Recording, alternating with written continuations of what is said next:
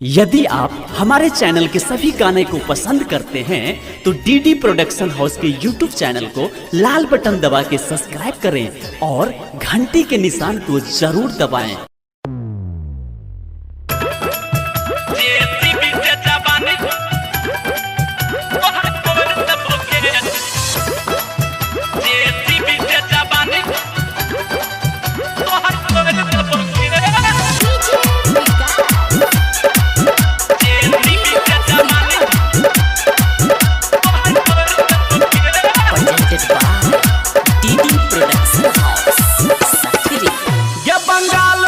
चुम्मा लगे छोड़ देबोगे गे बंगाल वाली चुम्मा लगे छोड़ देबोगे जेसीबी से जवानी तोहर कोड़ देबोगे जेसीबी से जवानी तोहर कोड़ देबोगे नथिया देबो टिका देबो छोड़ देबोगे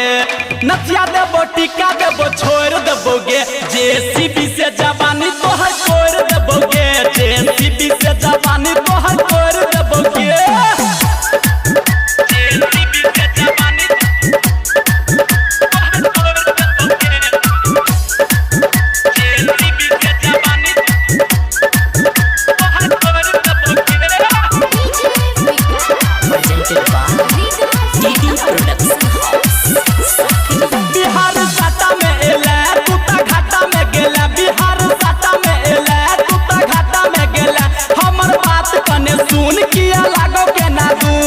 झुमका देबो नथिया देबो छोड़ देबोगे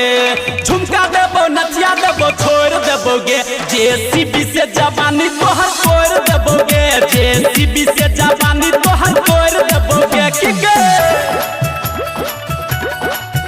जेसीबी से जवानी तोहर कोड़ देबोगे जेसीबी से जवानी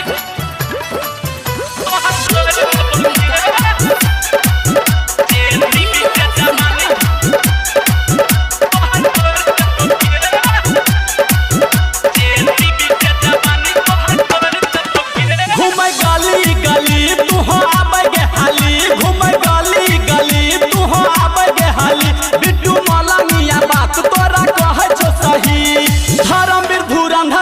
छोड़ देबोगे धर्मवीर धुरंधर हम छोड़ देबोगे जेसीबी से जवानी तोहर छोड़ देबोगे जेसीबी से जवानी तोहर छोड़ देबोगे गे बंगाल वाली चुम्मा लगे छोड़ देबोगे गे बंगाल वाली चुम्मा लगे छोड़ देबोगे जेसीबी से जवानी तोहर छोड़ देबोगे जेसीबी से जवानी तोहर छोड़ देबोगे नथिया देबो टिका देबो छोड़ देबोगे नथिया देबो टिका देबो छोड़ देबोगे जेसीबी से जवानी तोहर छोड़ देबोगे जेसीबी से जवानी तोहर छोड़ देबोगे।